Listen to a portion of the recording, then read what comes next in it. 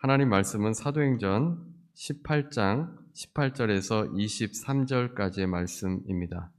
사도행전 18장 18절에서 23절입니다. 사도행전 18장 18절에서 23절, 우리 같이 함께 18절부터 23절까지 함께 합독하겠습니다.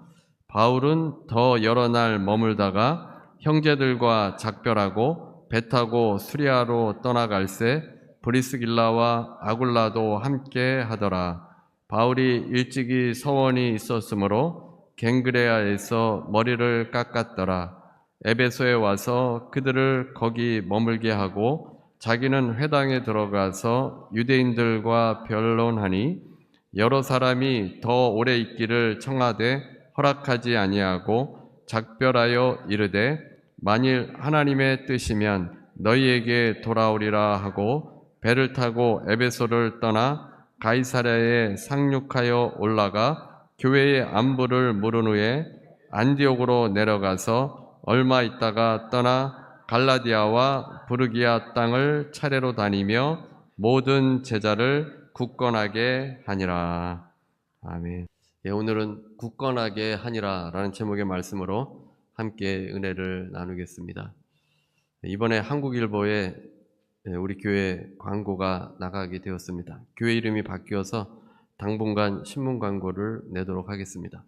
이 신문 광고를 내는데 그 한국일보 디자이너가 이 슬로건을 달라고 했습니다. 그래서 어떤 말로 해야 되나 좀 고민하다가 제가 기도하면서 결정을 했습니다.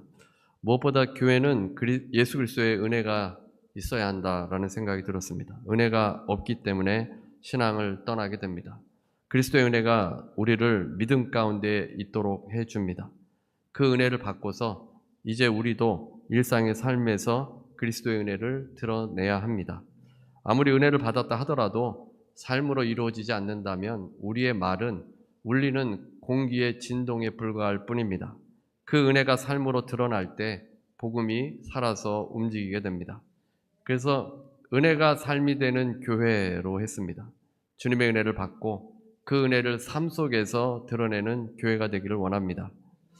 교회도 사람들이 모이는 집단이기 때문에 방향을 잃을 수도 있고 그리스도를 잃어버리는 교회로 전락할 수도 있습니다. 은혜가 삶이 되어야 합니다. 교회 다니는 것 따로 또 사는 것 따로 분리되어서는 희망이 없습니다. 교회가 위기를 겪게 되는 것은 삶으로 연결되지 않기 때문입니다. 그래서 은혜가 충만하며 그 은혜의 삶으로 사는 우리 교회가 되기를 원합니다. 솔로몬은 가장 지혜 있는 왕으로 꼽힙니다. 솔로몬은 이스라엘의 왕으로 다윗의 뒤를 이었습니다. 다윗에게는 많은 아들들이 있었는데 암논으로 시작해서 대단한 형들이 많이 있었습니다. 하지만 솔로몬이 왕이 됩니다. 솔로몬은 자신이 너무 어리기 때문에 왕이 될 거라고 생각하지 못했을 수도 있습니다. 보통은 장자가 왕위를 이어받게 됩니다. 그러나 한참이나 어렸던 솔로몬이 왕이 되었습니다. 솔로몬은 하나님의 은혜에 감사했습니다. 솔로몬이 1000번제를 드렸는데 감사한 마음으로 드렸습니다. 1000번제가 결코 쉬운 것이 아닙니다. 만약 하루에 한 마리씩 드렸다면 1000일이 걸립니다. 굉장히 오랜 기간을 하나님의 은혜를 생각하면서 1000번제를 드린 겁니다. 솔로몬은 하나님께서 주신 은혜를 생각하면서 감사의 제사를 드린 겁니다. 어떤 것도 요구한 것이 없습니다. 그래서 하나님께서 1000번제를 마치던 날에 꿈에 나타나셔서 무엇을 원하는지를 물었습니다. 솔로몬이 하나님의 은혜에 감사해서 번제를 드렸기 때문에 사실 원하는 것이 없었고 자신이 원하는 것은 이스라엘 왕으로서 잘 다스릴 수 있는 지혜를 달라고 하나님께 구했습니다. 그래서 하나님께서 기뻐하셔서 구하지 않은 부귀와 영광도 주셨습니다. 열왕기상 3장 13절입니다. 내가 구하지 아니한 부귀와 영광도 내게 주노니 내 평생의 왕들 중에 너와 같은 자가 없을 것이라. 솔로몬은 지혜와 부귀 영화로도 전무후무한 왕이 되었습니다. 하나님께서 주신 그 은혜를 깨닫게 되고 1000번제의 그 헌신을 하게 될 때 하나님께서 솔로몬에게 복을 주신 것입니다. 그러나 우리가 잘 아는 것처럼 솔로몬은 그 은혜를 잊게 되어졌고 결국에 하나님을 떠나게 됩니다. 은혜를 깨닫고 있을 때 그가 원하는 것은 오직 하나님의 나라를 위한 지혜를 구하였는데 은혜가 사라지게 됐을 때 하나님을 떠나게 됐다는 것입니다. 은혜가 없으면 결국 세상으로 나아갑니다. 오늘 본문에서 바울은 2차 전도여행을 고린도에서 마치고 안디옥으로 귀환합니다. 그 당시에는 배편으로 움직여야 되는데 한 번에 가는 그런 배도 없었기 때문에 여러 지방을 둘러서 배를 타고 예루살렘 들렀다가 안디옥으로 돌아가야 합니다. 바울은 귀환길에 에베소에 도착했습니다. 에베소는 현재 터키 서쪽 해변에 위치한 지역입니다. 에베소는 교역의 중심지 역할을 하면서도 아시아에서 가장 큰 도시인 동시에 수도였습니다. 믿음의 동역자인 브리스길라와 아굴라를 거기에 남겨두고 계속적으로 복음을 전하도록 했습니다. 아굴라 부부는 에베소에 4, 5년 정도를 머물면서 복음 사역을 감당했습니다. 나중에 바울이 3년 정도 에베소를 중심으로 복음을 전하였습니다. 에베소는 아시아 전 지역을 복음화하는 전진 기지로 사용이 되었습니다. 그런데 에베소에는 우상을 섬기고 마술 행위까지 하는 그런 자들이 있었습니다. 복음은 오직 예수 그리스도를 주로 섬기는 것이기 때문에 우상이나 마술 의식을 받아들일 수 없습니다. 따라서 에베소에서 복음을 전할 때 아데미를 숭배하던 자들이나 다른 우상을 섬기거나 마술을 행하던 자들은 반발할 수밖에 없습니다. 바울은 회당에 가서 유대인들에게 복음을 전했는데 유대인들과 변론을 하였습니다. 고린도에서 이방인에게 간다고 했지만 그 자기 동족을 사랑하는 마음은 여전하기 때문에 회당에 가서 예수 그리스도를 믿도록 유대인들에게 복음을 전한 것입니다. 회당에서 복음을 들은 사람들은 그 가르침을 더 듣기를 원했습니다. 바울이 계속 머물면서 복음을 이야기해 주기를 원했던 겁니다. 그러나 어찌된 일인지 바울은 허락하지 않았습니다. 바울은 단호하게 거절하고 떠났습니다. 왜 그랬습니까? 그 이유는 안디옥으로 떠나야 하는데 이미 수리아 안디옥으로 떠나는 배가 출발할 시간이 다가왔기 때문입니다. 이번 배를 타야만 예루살렘에 도착할 수 있고 절기를 지킬 수 있습니다. 또한 예루살렘에 가서 예루살렘 교회의 2차 전도여행에 대한 내용을 보고할 수 있습니다. 그리고 21절에 나타나는 것과 같이 나중에 에베소를 다시 방문할 계획이 있었습니다. 배를 타고 에베소를 떠났고 가이사랴로 갔습니다. 가이사랴는 이스라엘입니다. 예루살렘 북서쪽으로 약 104km 떨어진 도시입니다. 가이사랴는 로마인들이 대부분 살고 있었는데 바울은 예루살렘을 방문하고자 가이사랴 항에 도착했고 그 다음에 예루살렘 교회에 가서 이방인에게 역사하셨던 그 하나님의 놀라운 일들을 보고하고자 한 것입니다. 22절입니다. 22절 오늘 본문 22절 가이사랴에 상륙하여 올라가 교회의 안부를 물은 후에 안디옥으로 내려가서 가이사랴에 도착해서 예루살렘 교회를 방문했고 그리고 이제 바울이 원래 파송했던 안디옥 교회로 돌아가서 이제 안디옥 교회에 선교 보고를 하게 됩니다. 그리고 이제 바울은 3차 전도 여행을 시작합니다. 3차 전도 여행은 AD 53년에서 58년 사이에 이루어졌습니다. 6년 정도가 소요된 여행이었습니다. 바울은 여행 지역을 2차 전도 여행과 비슷하게 잡았습니다. 3차 전도 여행은 1차, 2차 전도 여행 시에 세워졌던 그 교회들을 돌아보았습니다. 3년 정도 에베소에서 장기간 사역을 하기도 했지만 이 6년 정도는 이제 여러 교회들을 돌아보면서 교회들이 온전히 서기를 바랬던 겁니다. 그래서 1차 전도여행 때 개척한 남부 갈라디아 지방의 교회들을 순회하는 것으로 제3차 전도여행이 시작되었습니다. 23절에 3차 전도여행의 목적이 나오는데 23절입니다. 오늘 보면 23절 얼마 있다가 떠나 갈라디아와 부르기아 땅을 차례로 다니며 모든 제자를 굳건하게 하니라. 제자들을 굳건하게 하는 것이 선교여행의 목적이었습니다. 그동안 세워진 교회들을 굳건하게 세워야 합니다. 복음을 믿고 이제 신앙을 받아들였다고 해서 저절로 믿음이 성장하는 것도 아니고 저절로 하나님께서 기뻐하시는 그런 모습으로 변화되는 것도 아니었습니다. 혼란과 이단과 어려움에 빠질 수도 있습니다. 그래서 바울이 이번에 3차 여행을 하면서 굳건하게 제자들을 세우려고 한 것입니다. 근데 여러분도 알다시피 3차 여행에서 바울은 돌아오지 못합니다. 로마에서 순교를 당하게 됩니다. 그것에서 교회를 굳건히 세우는 그 사명을 잘 감당하고자 한 것입니다. 어떻게 굳건하게 세우겠습니까? 예수 그리스도의 은혜로 살도록 하는 것이 교회를 굳건하게 세우는 일입니다. 지난주에 사명자반이라는 책의 내용으로 함께 은혜를 나눈 것처럼 부활절 이후에 갈릴리로 돌아간 제자들에게 주님께서 찾아오셨습니다. 주님께서 제자들을 만나고 하신 일이 무엇입니까? 십자가에서 죽으시고 부활하신 주님을 직접 두 눈으로 확인한 제자들은 주님을 증거하지도 않고 갈릴리로 고기를 잡으러 간 것입니다. 이들에게 주님께서 찾아오셔서 제자들을 책망하셨습니까? 너희들 왜 여기 있느냐? 아직도 이해하지 못하느냐? 얼른 가서 나를 증거해야지. 이런 말씀 하지 않으셨다는 겁니다.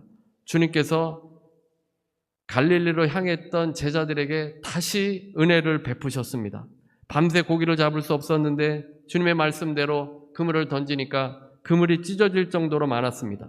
보통은 그물이 찢어져야 정상이라는 겁니다. 이 고기들이 굉장히 큰 고기라고 되어 있습니다. 주님의 말씀을 의지하니까 그물은 찢어지지 않았고 많은 물고기들을 올릴 수 있었습니다. 주님께서 이미 제자들을 위해서 생선과 빵을 조반으로 준비해 두셨는데 물고기가 많이 잡혔더라고만 해도 될 것인데 주님께서는 그 생선을 가져오라고 명하셨습니다. 그래서 베드로가 그 물고기가 몇 마리인지를 세보았습니다. 153마리였습니다. 그 많은 물고기를 세면서 베드로는 주님의 은혜를 깨달았던 것입니다. 주님께서 제자들이 물고기를 잡으려고 하니까 많이 잡도록 해주신 것입니다. 우리의 힘으로, 제자들의 힘으로는 잡을 수 없었는데 주님의 말씀에 의지해서 153마리를 잡을 수 있었다는 것입니다. 놀라운 경험이었습니다. 그래서 그 물고기 숫자는 주님의 은혜의 상징입니다. 우리 한국인들은 153, 이 숫자에 익숙합니다. 우리가 예전에 사용했던, 전 국민이 거의 사용했던 그 모나미 볼펜에 153이라고 적어놓지 않았습니까? 그 모나미 회사의 사장이 이 말씀을 읽다가 은혜를 받아가지고 은혜의 상징인 153을 볼펜에 적어 놓았습니다. 그 기업이 크게 성장했습니다. 제자들이 이제 나가서 주님의 사명자로 살아야 하는데 그 원동력이 은혜라는 것입니다. 책망이 아니라 은혜입니다. 은혜를 줄 때 우리 인간은 변화되고 더 주님의 은혜를 생각하면서 나아갈 때 우리가 주님의 주시는 그 부르심에 따라 살아갈 수 있는 겁니다. 여러분, 날마다 주님의 은혜를 생각해야 합니다. 은혜를 생각하지 않으면 비교와 실망과 원망과 불평이 우리의 마음을 차지하게 됩니다. 민수기 33장에 모세가 이스라엘 백성들을 인도하여서 가나안 땅 바로 앞까지 인도하였습니다. 출애굽한 지 40년 만에 이스라엘 백성이 드디어 가나안 서쪽 모압 평지까지 인도한 것입니다. 이집트를 출발해서 모압 평지에 이르기까지 그 많은 일들이 있었는데 그 여정들을 기록했습니다. 새로운 땅, 가나안 땅에 들어가게 되는데 그 땅에 들어가기 전에 지나왔던 일들을 생각하는 것입니다. 민수기 33장 1절입니다. 모세와 아론의 인도로 대오를 갖추고 애굽을 떠난 이스라엘 자손들의 노정은 이러하니라. 애굽을 떠나서 모압 평지까지 지나온 과거를 생각합니다. 이스라엘 백성이 노예로 고통당하던 이집트에서 자유의 몸이 되도록 이집트에 10가지 재앙을 내렸습니다. 그러나 하나님께서는 모든 재앙이 이스라엘에게는 내리지 않도록 하셨습니다. 홍해를 가르셔서 이스라엘 백성들을 구원하시고 그들을 추격하던 이집트의 군대를 홍해 속에 수장시켰습니다. 마라에서는 마실 물이 쓴 물이었는데 그 물을 단물로 바꾸셨습니다. 신광야에서는 먹을 것이 없어서 고생하였을 때 하늘에서 만나와 메추라기를 내려주셨습니다. 르비딤에서 마실 물이 없었는데 반석에서 강이 터지게 해주셨습니다. 모세는 그동안의 여정을 다 기록하였습니다. 단순히 역사를 기록한 것이 아니라 40년 동안 인도해 주신 그 하나님의 은혜를 생각하고자 하기 위함이었습니다. 모세의 사명은 가나안 땅 바로 앞까지 인도하는 것인데 이제 이스라엘 백성들이 가나안 땅에 들어가서 싸워야 되지 않습니까? 그 싸워야 할 때 믿음이 있어야 그 가나안의 7 족속과 싸워 이길 수 있는데 은혜를 깨달아야 이길 수 있기 때문입니다.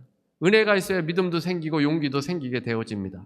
그래서 그동안 얼마나 하나님께서 인도하셨는지를 생각하도록 다시 그것을 기억하도록 한 것입니다.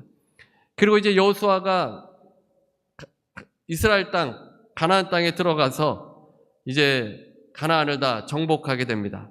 그리고 백성들에게 연설할 때 여호수아도 모세와 같이 하나님의 은혜를 강조합니다. 여호수아는 일일이 정복한 왕들을 다 언급했습니다. 가나안의 왕들, 제압한 왕들이 31명입니다. 그 왕들을 다 정복해서 이긴 것입니다. 그 수를 기록했습니다. 가나안 땅을 다 정복했다 하더라도 아직 정복해야 할 곳이 남아있기 때문입니다. 하나님의 은혜로 되어진 것을 깨달아야 남은 전쟁도 이길 수 있습니다. 그래서 여호수아는 모세를 본받아서 하나님의 은혜를 기록합니다.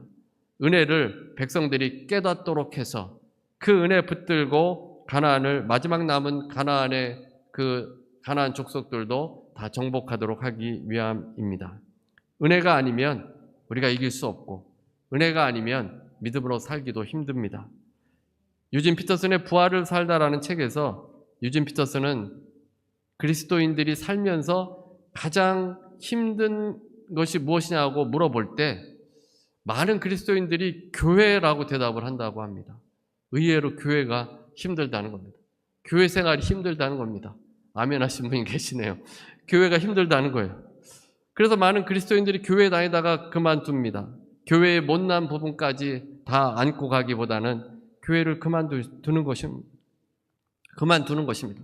그래서 유진 피터슨은 사람들이 교회를 피상적으로만 보기 때문이다라고 했습니다. 은혜를 깨닫지 못하고 받지 못하기 때문에 교회를 떠납니다.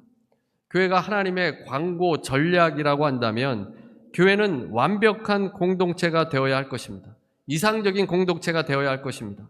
사람들이 때로 몰려들어오고 싶을 정도로 이상적인 공동체가 되면, 하나님의 광고 전략이 만약에 그렇다면 정부 부패를 척결하고 도덕성 기강을 바로잡고 순결하고 정직하게 살고 아이와 노인과 가난한 사람과 소외된 사람들에게 존엄성을 지켜주는 일을 교회가 앞장서서 많은 일들을 이루었다면 아마 그것이 하나님의 광고 전략일 수 있을 겁니다.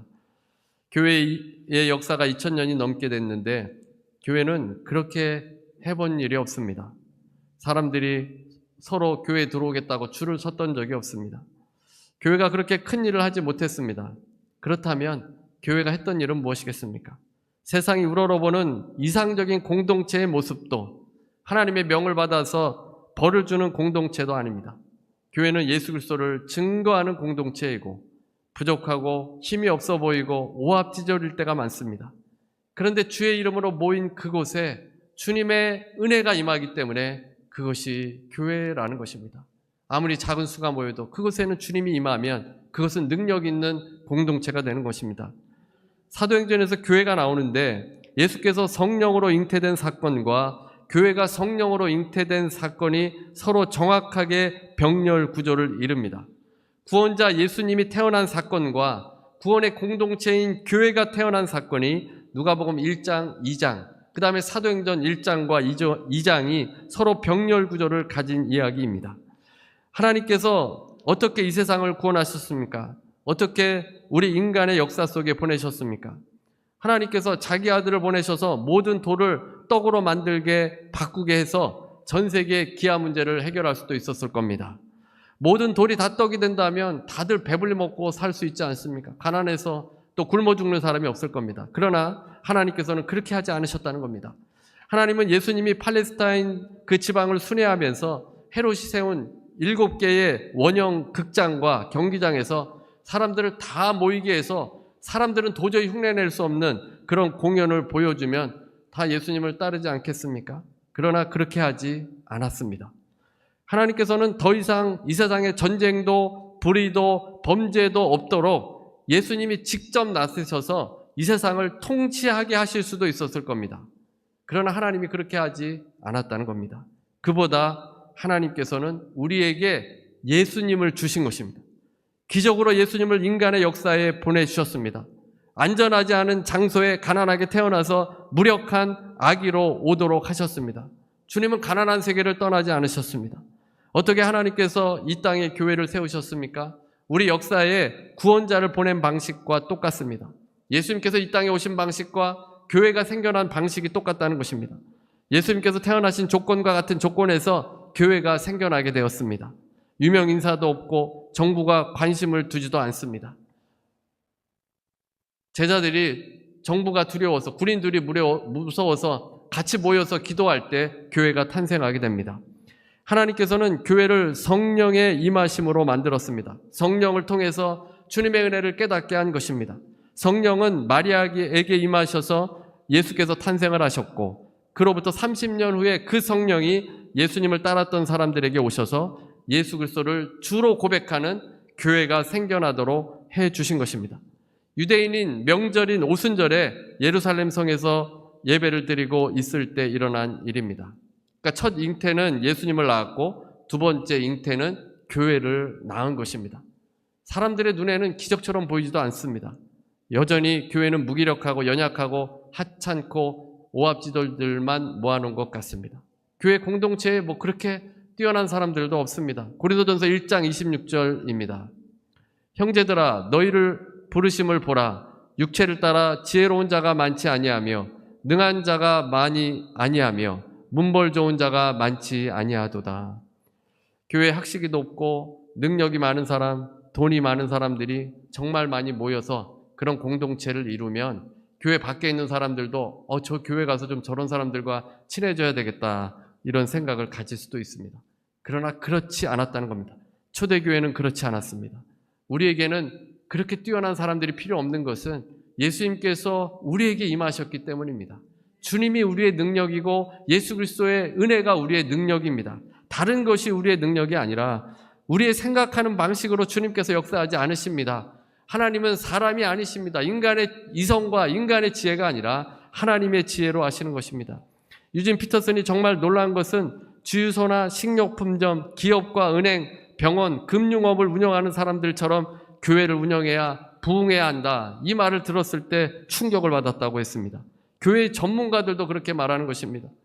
그렇게 세상 방식으로 사람을 모으려면 경영학 교수님을 담임 목사로 세우시면 됩니다. 목사의 설교보다도 주차장의 크기가 교인의 숫자를 늘리는데 더 큰 영향을 미친다고 합니다. 유진 피터슨은 교회가 회중을 종교 소비자로 만든다는 것입니다. 사람들의 마음을 움직여서 세상 방식으로 소비자로 만드는 것입니다.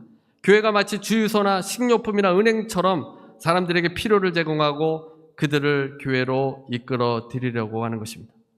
예수님의 은혜가 아닌 다른 것으로 어떻게 사람을 이끌 수 있겠습니까? 모든 사람은 예수님의 은혜가 필요합니다. 모든 사람 다 죽지 않습니까? 우리가 영원한 생명을 얻어야 하지 않습니까? 우리에게 가장 필요한 것을 하나님께서 주신 것입니다. 물론 우리가 사람을 돕는 일을 해야 합니다. 또 사람을 만나기 위해서 사람들과 만날 수 있는 그런 장들도 열어야 합니다. 하지만 본질은 예수 그리스도의 은혜입니다.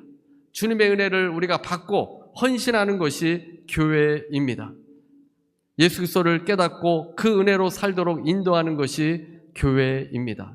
세상적인 기준에서 뛰어나지 않아도 그리스도의 은혜를 받아 그 빛을 전하면 우리를 통해서 그리스도가 증거되어집니다. 우리 교회가 굳건하게 세워지는 것은 우리 모두가 주님의 은혜로 충만해지는 것입니다. 받은 은혜를 깨달을 수 있어야 합니다. 내 중심으로 살아가던 인생을 만나주셔서 이제 예수님을 따라 살아갈 수 있는 인생으로 변화시켜 주셨습니다. 먹고 사는 것, 생존하는 것이 우리의 목적이었는데 이제 영원한 나라를 위해서 살아갈 수 있도록 주님께서 만들어 주셨습니다. 그 주님의 은혜가 우리에게 임할 때 주님의 굳건한 공동체로 세워집니다. 우리의 희망은 다른 것에 있지 않습니다. 주님의 은혜에 있습니다. 교회에 들어오는 사람들이 주님의 은혜를 깨달을 수 있다면 교회는 희망이 있습니다. 주님의 은혜에 눈물을 흘린다면 그 사람은 희망이 있는 것입니다. 세상으로 체험받지 말고 오직 예수 그리스도로 체험받는 그러한 공동체가 되기 위해서, 굳건한 공동체로 서기 위해서 기도하며 나아가시는 여러분 모두가 되시기를 주님의 이름으로 축원합니다. 우리 함께 찬송가 229장 찬송 부르시고 우리 성찬에 참여하도록 하겠습니다. 하나님 아버지, 주님께서 우리들을 사랑하시고 또 우리 교회로 함께 교회 공동체로 주님께서 만들어 주셨습니다.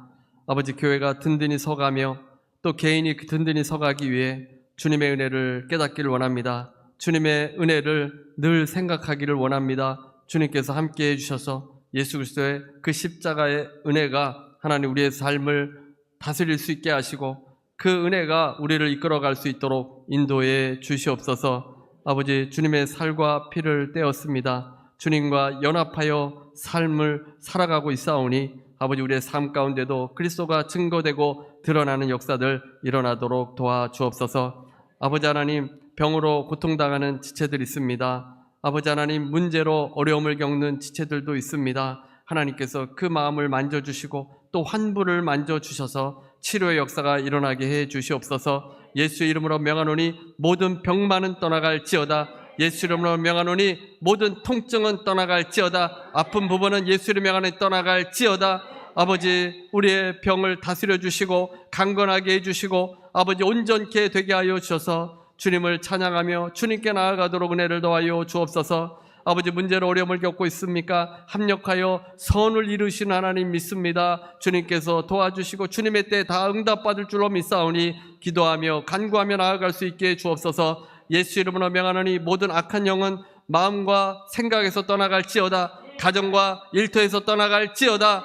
아버지, 우리를 도우셔서 찬송과 기쁨과 아버지 감사가 넘치는 귀한 삶으로 회복되게 하여 주시고 우리의 신앙이 회복되게 하여 주시고 믿음이 회복되어서 담대한 신앙으로 나아갈 수 있도록 도와주옵소서. 지금은 우리 주 예수 그리스도의 무한하신 은혜와 아버지 하나님의 극진하신 사랑과 보혜사 성령님의 교통하시고 내주하시고 충만케 하심이 오늘 함께 예배드리는 모든 성도들 위에, 개인 가정 일터 위에, 그리스도의 은혜로 삶을 사는 모든 주의 백성들 위에 지금부터 영원토록 함께 있을지어다.